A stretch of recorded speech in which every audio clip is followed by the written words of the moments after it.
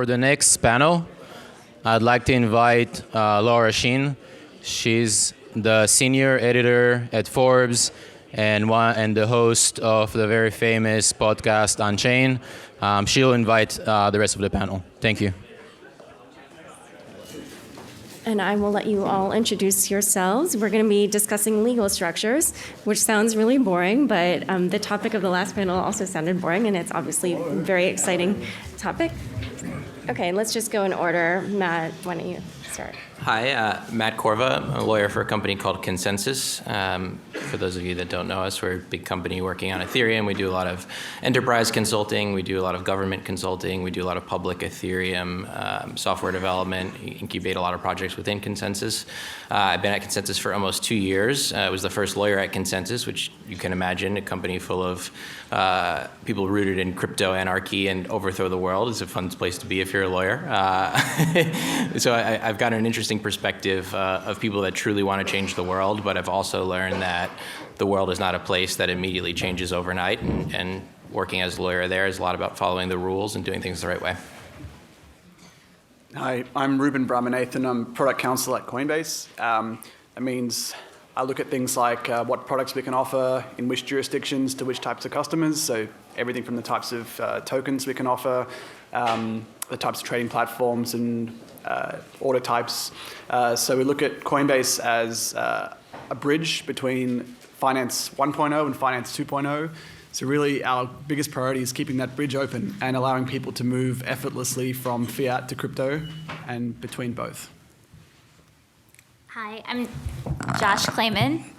I chair the legal working group of the Wall Street Blockchain Alliance, which is an alliance of about 30 law firms or lawyers from law firms who are focused on the legal issues confronting the blockchain space.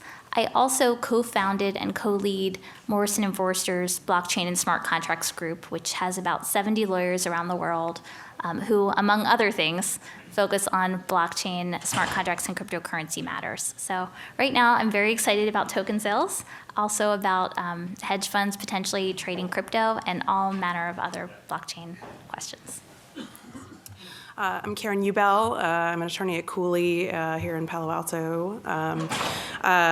We have worked primarily with a number of ICO issuers and helping them kind of navigate the regulatory landscape and bring to that conversation about 6 years spent at the SEC prior to Cooley in the Division of Corporation Finance, working with Bitcoin at that time as we were considering how to characterize it, and bringing that experience to assisting clients as they kind of navigate this gray regulatory landscape.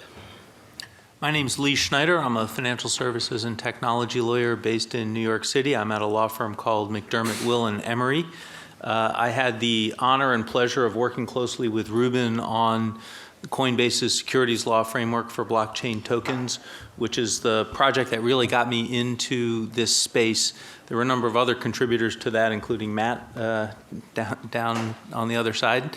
And I just want to say, as regards to the last panel, I thought they made a lot of great points, and I was really pleased to see the level of vision and ethics that was being espoused on that panel. It's not something you see every day in the space, and it's very reassuring.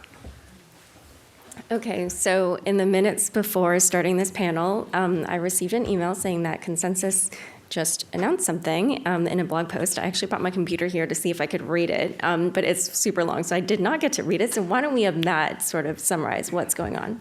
Sure. So what Laura's talking about is something internally at ConsenSys we've dubbed the Brooklyn Project, based on our office in New York being in Brooklyn. We've seen a lot of enthusiasm over the past 2 years involving token sales. We think that token sales are a very valuable thing to the future of technology, to the future of decentralization, to the future of democratization of society. But token sales can be a lot of different things. You can have securities tokens, you can have utility tokens, you can have securities that masquerade as utilities, and you can also have what we are in this industry, we're terrible at naming things, so we came up with this utility token concept, but nobody quite knows what a utility token is. So another thing we're talking about them more recently is consumer tokens, and that tokens can be anything. It can be a software license. They can be any consumptive consumer good. And we fundamentally think there has to be a way to sell these goods to the public without going through securities laws, if there's a way to do that. But the thing that's concerned us over the past 2 years is we've seen the market develop, and some of the concerns that Vinny and Matt brought up on the prior panel. We've seen a lot of bad things happen. We've seen a lot of overexuberance. We've seen a lot of people perpetrate scams. We've seen a lot of fraud. And we think that we need to get back to our roots of what we care about, and we care about consumers. We care about protecting consumers. So we had some success earlier this year with something called the Enterprise Ethereum Alliance, where we built a consortia of enterprises focused on all coming together and building standards about Ethereum technology used in enterprise. And we thought, why don't we do this with best practices in token sales again? So we started a little bit on this with the Coinbase framework last year, and the idea of the Brooklyn project is getting to a place where token sales better protect consumers. So Vinny talked about a couple of things, right? Like transparency in pre-sales, that's a big thing, right? Like no one should have a 10,000% discount. People shouldn't be flipping tokens on consumers. Things like lockups, things like restrictions on trading to reduce the chance of speculation, to reduce harm to consumers. So what we're really focused on there is building an alliance with other blockchain companies, law firms. There's a couple of interesting law schools that are interested. We hope Berkeley's going to get involved as well, and regulators. We've had some talks with some folks at the SEC about this. We've had some talks with folks in other government agencies, certainly people all around the world, like the Monetary Authority of Singapore, where people have seen value in these things. But we need to all come together as a place to try and create more clarity and try and create best practices. So that's what the Brooklyn project is. I encourage you to read the blog post. For the next few months, ConsenSys is allocating a ton of resources to this project.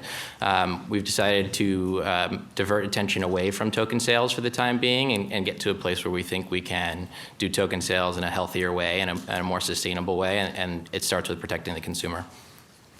Okay, so one of the points that sort of got maybe kind of slipped in there at the end was like you're basically pausing your token sales, is that? Yeah, I would call it less of a pause and more of a reallocation of resources. So we constantly survey the market. We constantly pay attention to what's happening both on the consumer front and the regulatory front. We noticed, I mean, it'd be hard not to notice increasing attention from the SEC. We think that they're increasingly concerned about what's happening with consumers. We also think that, protecting consumers is a very important thing. They're consumptive goods. They can be regulated by many agencies, including the SEC or the FTC or the CFTC. But bottom line is if you protect consumers, you root out a lot of the fraud, and we think that's a valuable thing, and that's why we're going to allocate resources there before we get back to token sales. Okay, so let's talk a little bit about how things have changed this year.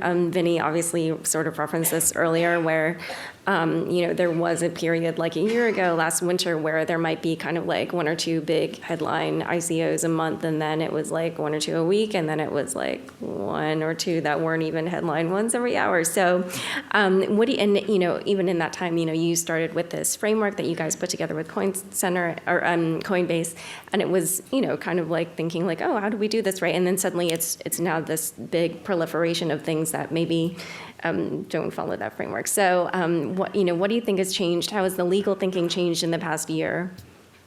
So I'll go first, but I'd love to hear from everybody else on it. I think one of the things that changed, frankly, and not to pile on the VC bashing, was the arrival of venture capital. The stakes got much higher. The interest got much higher. All of a sudden became mainstream media. You saw token sales go from 5 and 10 million to 200 million. And the stakes just got much higher for everybody. So that was one of the things where it was just a bunch of crypto anarchists trying to figure out how to do these things and get people interested in their projects to it became a mainstream vehicle. And I think, that enough is cause for, hey, let's make sure we're doing this the right way now that, the stakes are higher. Maybe I'll just jump in. I agree with you, Matt, that's been a big part of it. Anytime there's popularity in an asset, and then you're going to see lots of different participants come into that asset. One of the things that I like to remind everybody is that blockchain assets are not homogeneous assets. You can structure a blockchain token in many different ways. It can be a representation of a physical asset. It can be representational of an intangible asset. It can be a natively digital asset. And so when you're thinking about all of these things, I think it's important to remember that there's lots of different regulations that may apply. blockchain is not an industry. Blockchain is a technology. And as a technology, it gets applied in lots of different industries. So you can't just say, oh, let's figure out the securities laws. Oh, they don't apply. Hey, we're done. No more regulation. That's not the way the world works. In the world, we regulate based on the context in which the activity is happening. So if the blockchain application is in the healthcare world, you got to worry about healthcare regulation. If the blockchain application is in the energy sector, you got to worry about energy sector regulation. We can go on and on down the list. But I think that aspect of things is also changing the way people are approaching it in the marketplace. I think another thing, I mean, it's been said a number of times, is that, when people were first starting out, a lot of people thought of things as the Wild West. And I think one of the things that's changed over the past year is that more and more token sellers are seeking legal counsel. And also, there seems to be less regulatory arbitrage because now countries around the world have spoken out and said, hey, we have laws too, and they may apply. And also with the enforcement action that focused on the DAO, I mean, the SEC made clear that even if you launch a token sale overseas, such as the DAO, which was launched out of Switzerland, that you still have to be mindful of the US securities laws and, of course, other laws if you're marketing, issuing, and selling to US persons and the token happens to be a security. But so let's talk actually a little bit more about that, because that was just one of the really, it's probably actually the number one biggest sort of regulatory event that happened this year. Like, what were some of your other, for other panelists, what were your big takeaways from that report? I mean, for me, one of the takeaways obviously was that the SEC was thinking about this, and that even though there wasn't necessarily a way for them to providing the 21A report, I think was a way for them to give some guidance to folks without necessarily providing hard lines. It reassured us that thinking about it from the Howey test perspective was the correct perspective, facts and circumstances tests. Even though it's a 46-year-old, 1946 case, I mean, it's really still the applicable law here, and how we're all thinking about it. So I think understanding from that perspective that people were at the SEC were aware of what was going on. They were monitoring it. But I think for me, it also signaled that it was. This is we're playing in the space. We're aware of it. We're thinking about it, and that kind of a first step. And one thing I wanted to ask about was, when I read it, I felt like, okay, one thing that's clearly not included in this is this issue of utility tokens. Everybody's trying to structure their token like a utility token. And for those of you who maybe don't know, hopefully you do, but like an example of a security is something where you're selling it, it's an investment, there's an expectation of profit, and that profit's dependent on this external third party. But with a utility token, I guess you could compare it to maybe like buying an apartment. I think there are actually like some cases, and maybe the SEC will correct me later if I'm wrong about this, but like let's say you buy a condo in Manhattan, and obviously you can expect maybe that someday you will earn some profit from that. But I think some previous court cases have said like, oh, but you're probably purchasing this not for that reason, but for the utility. And so maybe an example of a token like that might be something like the basic attention token, where you are purchasing it so that you can use it to pay publishers or whatever and not have to view ads. So what do you guys think of this argument? Do you think it's something that ICOs should be trying to structure their tokens as, or do you think that this is something where the SEC will say like, this isn't, you guys are making this up, that these are not securities? So maybe we'll let the SEC answer that when they speak later. So I won't try to speak for them. But look, my basic view, and this is my personally held view, is that because blockchain assets can take pretty much any form, right? It's just the digitization of an asset, and people, I think people forget that. Look, Satoshi Nakamoto was trying to solve the double spend problem with digital assets, right? He was trying to make a way, he or she or they were trying to make a way for digital assets to be traded so that you didn't have to worry about whether or not you were getting the real one, right? And that real one could be anything. So when your example, I think the Supreme Court case you're referring to is Foreman, your example about the apartments in New York, right? You could see how you could digitize an apartment and boy, wouldn't it be so much easier than having to worry about getting title insurance when you buy your house if it's just sitting on a blockchain and everybody knows the provenance of it, right? So these are amazing technologies that will make the digital world accessible to everybody. And so, yes, you can structure a token in a way that is not a security. You can structure a token that represents an ounce of gold. You can structure a token that represents an identity, somebody's identity, right? That's what the Civic guys are doing. You can structure a token that's hospital records. Could you imagine how great it would be if you could just transfer your hospital records to your doctor or your insurance company on the blockchain? These kinds of really cool creative things that people are coming up with as applications of the blockchain technology are opening it up and are going to be situations where the securities laws just don't apply. And Laura, just in response to your question about whether people should be structuring tokens as utility tokens, I think they should, if they do that, seek legal guidance, right? And many of us on the panel here, or our firms, have been working together to try and provide guidance that we think is reasoned for how one might go about determining whether a token is a security or not. So I think many of us in the industry at various firms and various companies, including those on this panel, are thinking really hard about this. So if someone wants to pursue that sort of path, we're all talking to each other and we're trying to find out, the best approach. Let me just add one thing. So every time I hear the phrase a utility token is not a security, I cringe a little bit. So we kind of made the argument in the paper we released this time last year, that if a token has utility and the purpose for which it is sold is that utility, then it's less likely to be a security. Having said that, there's really no bright line as to when something is a utility token or it isn't. And even if something has utility, the way that it's marketed, the way that it's promoted, the returns that are promised could still make that thing a security. So I think we are really focusing too much on trying to create a bright line around utility tokens when you really have to look at the rights and obligations and the way that each token is marketed separately. Yeah.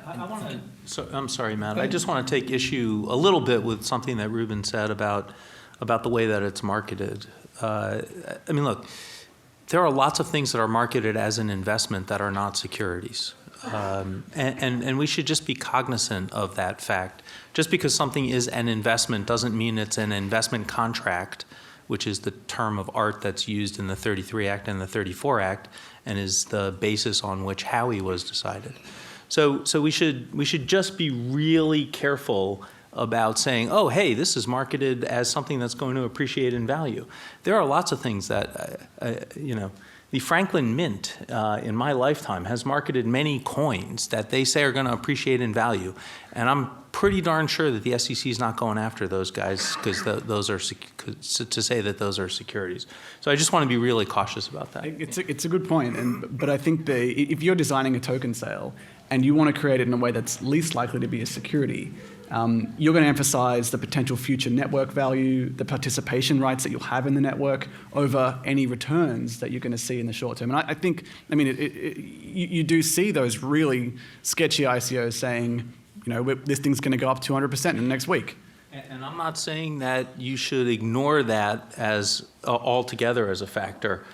I'm just saying that if you say, oh, they're saying that's an investment, it must be a security. Sure. That's not the right answer. The right answer is wait, slow down. Let's look at the way the token is constructed, what its features and functions are, and then let's figure out if you've got a security. Yeah, so I think I can address both of these and get back to the SEC DAO report point. So one, the things Reuben mentioned is why we have the Brooklyn Project, right? So make sure that people are following best practices and not misleading consumers because we care about people being protected, because if you don't protect your consumer, you're going to be over-regulated, or perhaps appropriately regulated. On the SEC DAO report point, we were thrilled when we read it. I don't know if you guys were as well, because it looked a lot like the Coinbase framework. It cited a lot of the things that we cited, and it was a reaffirmation that we were thinking about it the right way, as I think Lee mentioned.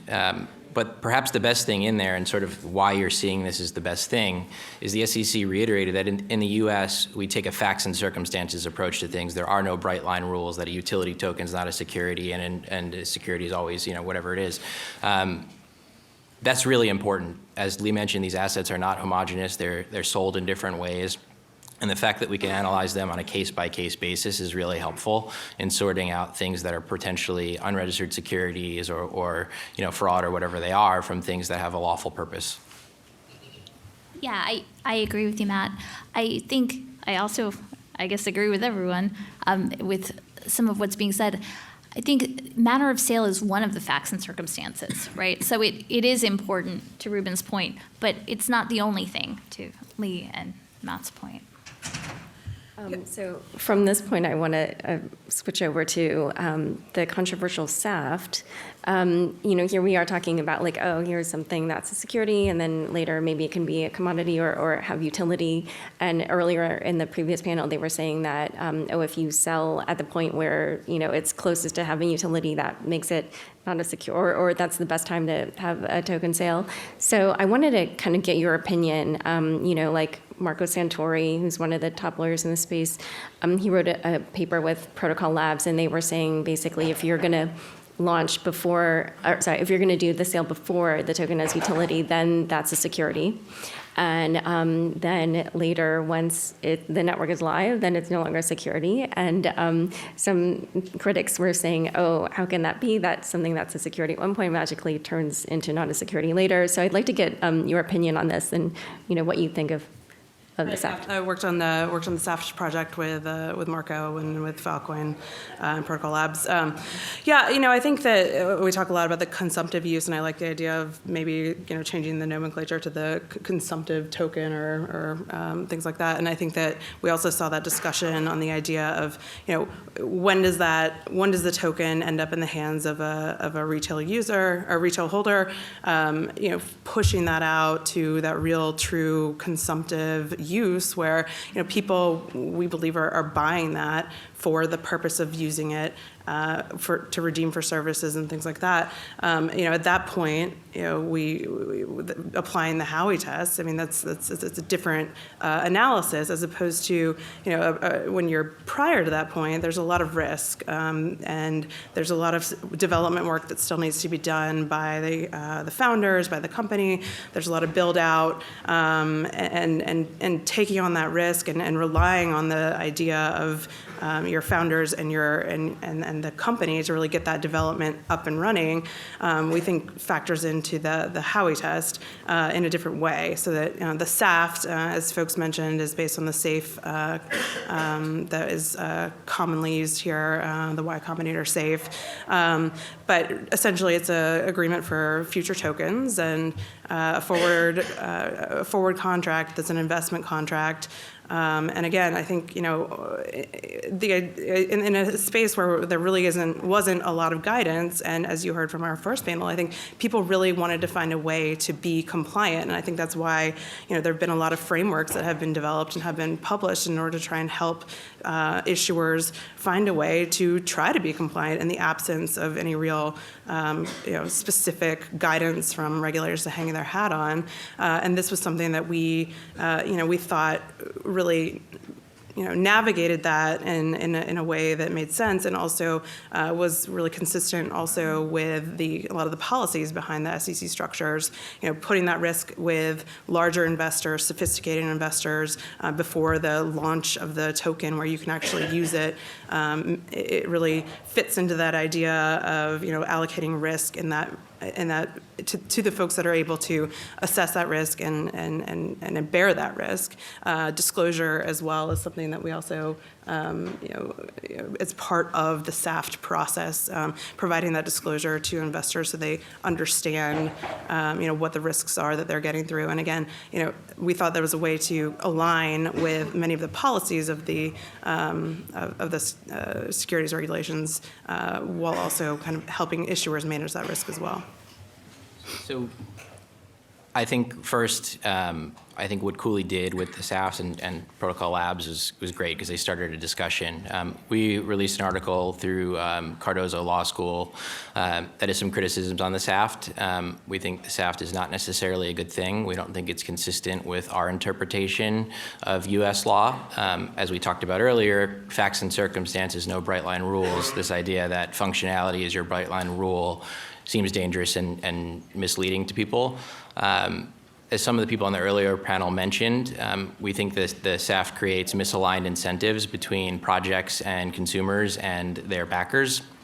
So if you are a venture investor in a SAFT, and make no mistake, that's who the SAFT is targeted for. It's targeted so the big Silicon Valley VC firms can participate and say that they're not engaging in something unscrupulous because they know what they're buying is a security, and that's fine. That's what they're used to.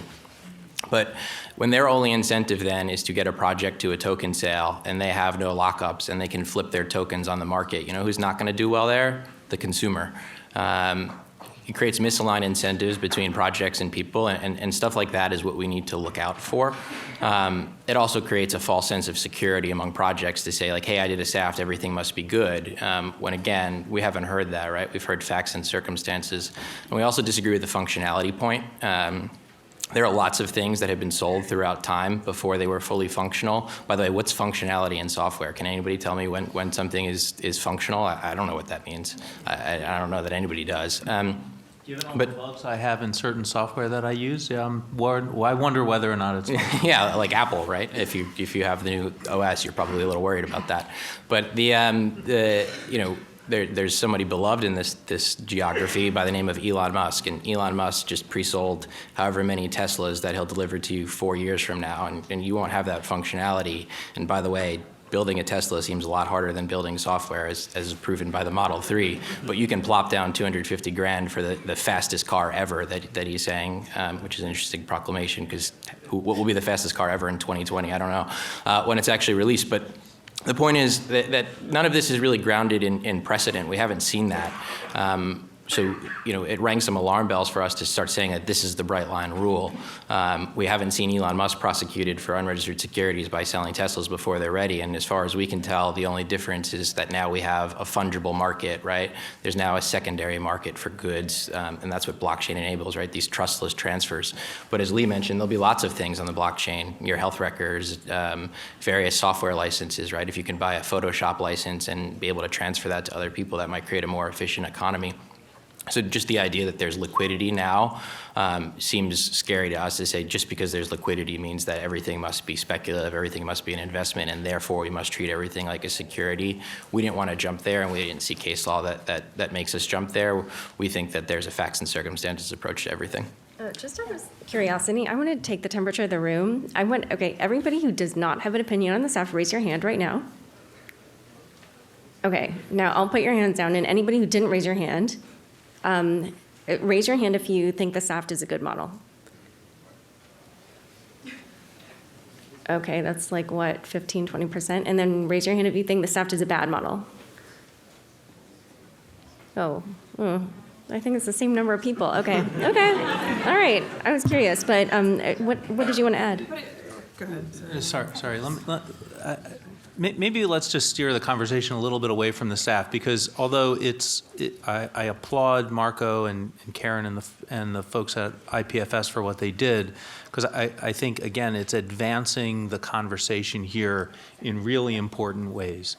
And they didn't come out and say, this must be the law, this is how everybody should do it. They came out and said, hey, here's a model that people should be thinking about, which is very important. I signed on to the Cardozo paper. It reflected a lot of the things that I had been talking about and my contributions to it. But let me just move to address a slightly different point, because there's been both on the last panel and a little bit on this panel some bashing of VC and speculation in the marketplace. And let's just all be clear that speculation is not necessarily a bad thing. Speculation happens in all different kinds of markets all the time. And in fact, there are lots of products that we would never see if somebody didn't speculate on whether or not they would be good products. And maybe I'll just take an example from what might be the old world, which is books, right? In the old days, book retailers would speculate on how many copies of a book they were going to buy, because whether or not that book would be popular, nobody knew. And that kind of speculation is an important part of the economy. So we do need speculators in the market. We do need VCs in the market. I'm not saying that VCs should be entitled to super profits, or I totally understand the ethics arguments that were made on the last panel. But I also just want to caution everybody that if you're always pointing fingers at quote unquote the bad speculators, you're going to miss out on a huge part of what goes on in the economy more broadly. Can I just say something too? I also signed on to the Cardozo blockchain project report.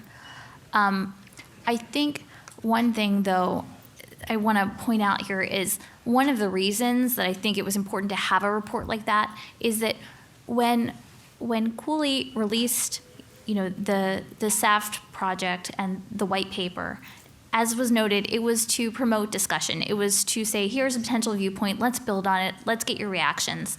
And I think what was happening sometimes is that people in the market either didn't hear that or didn't want to hear that. And so they were taking the form, which was intended to be a suggestion, a possibility, not the final, not the one, and using it, or coming to lawyers, such as, for example, people had come to me and said, when I would mention something to them, they'd say, well, you need to get smart on the SAFT, right? So pushing back and saying, hey, no, this is not settled law, this is not a settled perspective, here are some other concerns, here are some other thoughts. We thought that that was very important just to avoid over-reliance. So in no way are we trying to bash anyone at all. Well, and another thing I think just to mention overall is, I 100% agree that was the point, and I think that was the point also of the Coinbase framework, and is providing some guidance for people to think about and as they move forward, and certainly not a bright line. And I think the other thing to talk about, since this is the legal panel, is none of this is safe, right? I mean, all of this, as you're proceeding through this, is fraught with various risks, and whether you use a SAFT or you use something else, I mean, we don't know the regulatory landscape 6 months from now. We don't know how things are going to be treated, and how you market it and how you do these things. I mean, I think that is hopefully a major takeaway, and I think probably people are already aware of it in general. But the idea here is that there are frameworks. There are we have issuers wanting to be compliant. We have law firms and advisors who are trying to help them on that path. But there's no risk-free, safe path that says, okay, I've got the golden ticket, and I'm all set. So, and may I just say one very last thing? Just want to be clear. Also, some of us, perhaps not all of us, who signed on to that response report, some of us believe that you could have pre-order and pre-sale agreements, and that you can use those. So it's not to say that you cannot use those. So I actually think the SAFT is actually a really good model if what you want to do is raise money from a bunch of VCs or early investors who will deliver you value in the early stages of software development. I think where it may fall down is at the later stages where you actually are trying to kickstart your network and you need a wide variety of participants who are all incentivized to participate in the network. You need to distribute your token to as many people as possible. And what you're really promising them is you're saying when this network is up and running, and to Lee's point, like where functionality is, and Matt's point, where functionality is not a bright line either. But when there's actually value in the network, then you'll have value as a participant in the network. But until then, we'll give you this token, or you can buy this token that will represent that future value. So if you're actually wanting to kickstart the network and solve the chicken and egg problem, then maybe the SAFT isn't the best model there, and you need a model that allows you to broadly distribute your tokens. And I just want to add too, I mean, I think we've talked a lot about this 1,000% discount and no lockup. I mean, the SAFT is a negotiable instrument. I mean, it's, the SAFT project did attach, a form of SAFT, but, having done a number of these, I know that they take a number of different forms. Typically there is a discount or a bonus, but I would say more often than not, we are seeing a lockup. And I think, again, just remembering that there's no set terms of a SAFT. No one's prescribed those.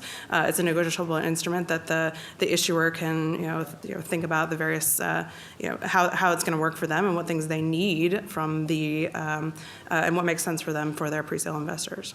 So one thing also that I wanted to bring up was Republic Crypto recently launched an offering that enables ICOs to be compliant with and also sell to non-accredited investors. They're using Jobs Act regulations. What do you think are the pros and cons of going this route? We've studied the Jobs Act quite extensively for a number of things. But I think to Lee's point, the solution isn't always just treat everything like a security, right? And you may create some problems for yourself if you take a consumer good and you try and stuff it through securities crowdfunding laws. The Jobs Act has lots of great things in it. It has lots of things that need work, right? For those that have looked at the Jobs Act, a lot of the things are just inefficient for companies, right? Like you're going to jump through all these hoops, you're going to spend $5 million to raise $7 million, right? Like does that make much sense? There are things like Regulation A+ that make a ton of sense, and I think we're going to see a lot of projects gravitate towards that way. But not all tokens are created equal, right? If you have a token that is just network-based token as a protocol token and your business doesn't have underlying things that you would want in an equity instrument like profits and dividends, trying to classify it as a security just to do safer crowdfunding when maybe you don't need to do that doesn't necessarily make a ton of sense. But if you're a blockchain-based business that has a revenue model and you want to pay dividends to a token holder, you want to distribute profits to a token holder, doing a security is the only way to do that legally in the US as far as I know.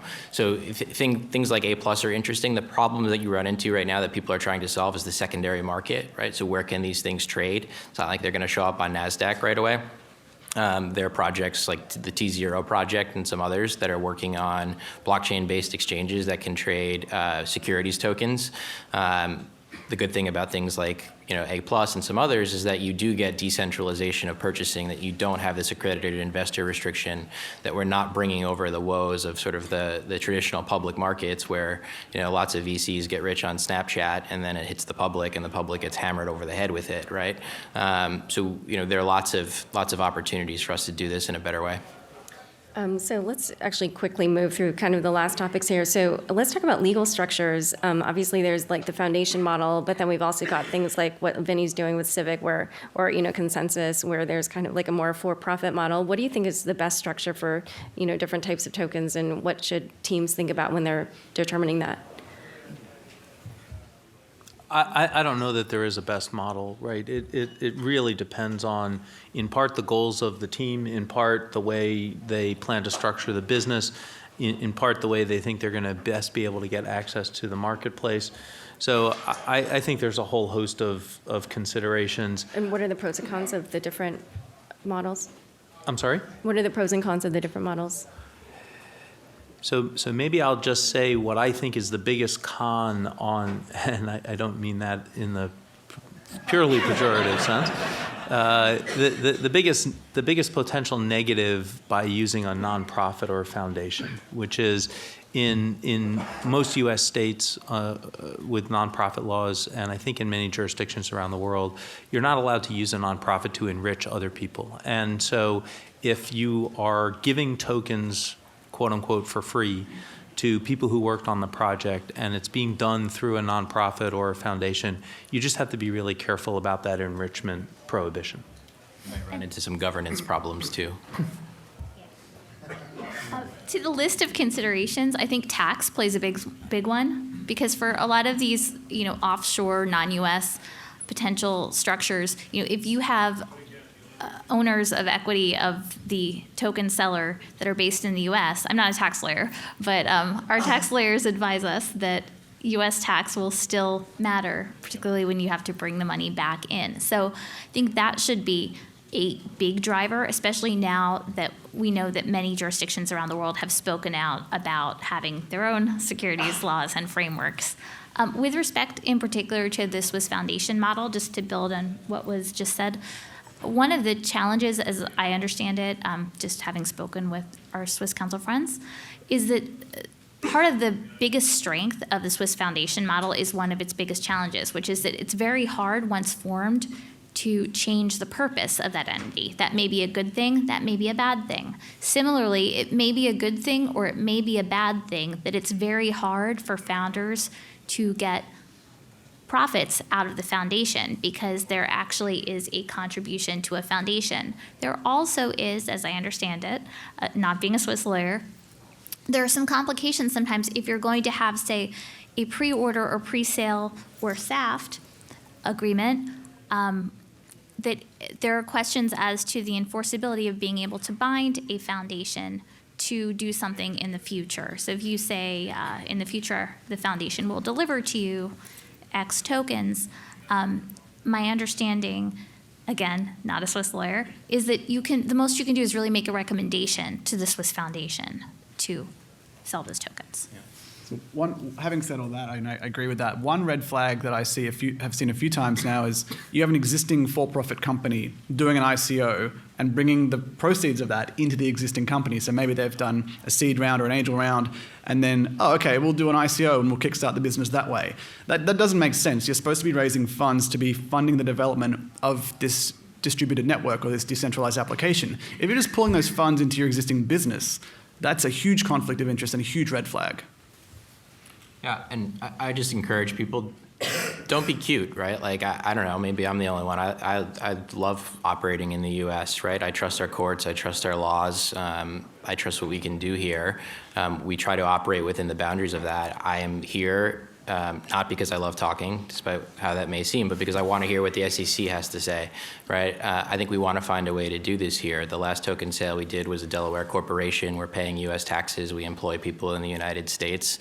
If your sole purpose of creating a Swiss foundation is you think it's going to create some sort of regulatory safe haven for you, I think you have probably another story coming for you. We've seen a lot of great reports from a lot of regulators and jurisdictions around the globe. As I mentioned, the Monetary Authority of Singapore released a very informative report on how they'll treat tokens. I think the thing that we were thrilled to see most in there were case studies. This issue of like, do they think there's a utility token? They've said, yes, we do. We haven't seen that in the U.S. I don't know if we'll ever see it. And I understand why we might not see it, but things like that are really helpful to get people feel comfortable in a jurisdiction.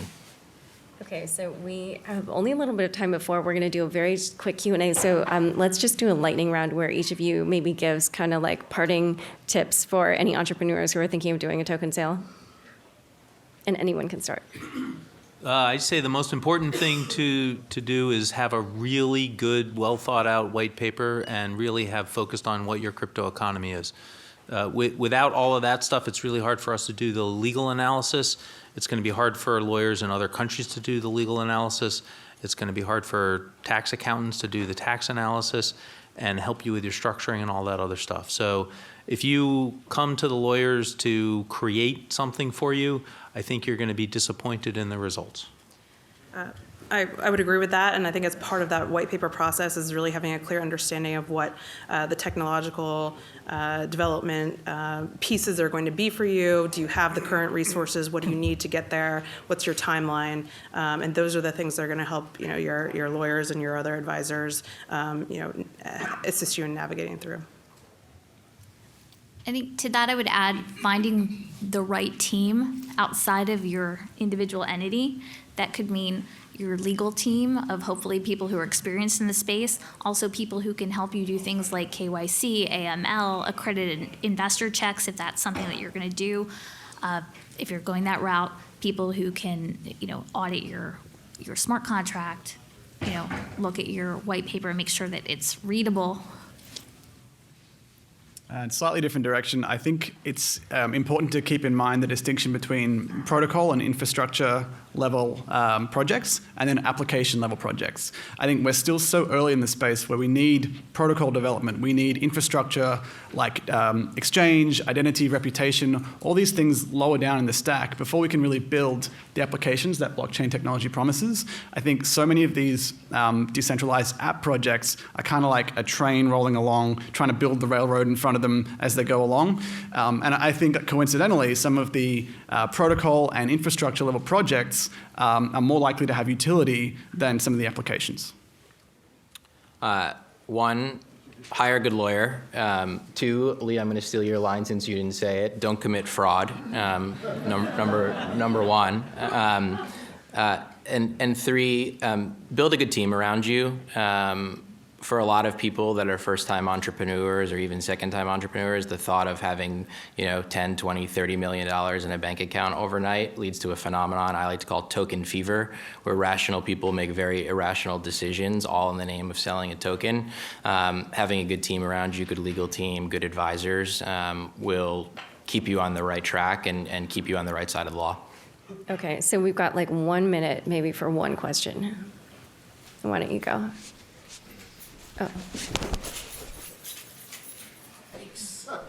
So I imagine you have many clients reaching out, just seeing this as a potential source of capital, whether it's appropriate or not. And so how have you experienced kind of consulting with them, and then situations where you're perhaps advising that a traditional equity or debt fundraising, the SAFE or otherwise, is more appropriate until the company is closer to what we're describing as a the spectrum of a utility token. So I guess just how have you been responding to those sorts of inquiries?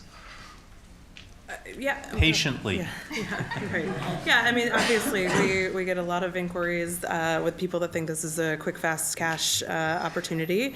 But for folks that maybe the equity or a debt or some kind of note, I mean, fortunately, that's what we have actually specialized in for years. So, have been working with them. But, a lot of people, unfortunately, are really focused on that idea, and we don't work with everybody. We want to work with people like the folks here that are really trying to be compliant and find ways to be compliant. Okay, so I think that's actually all the time that we have. So thank you all very much.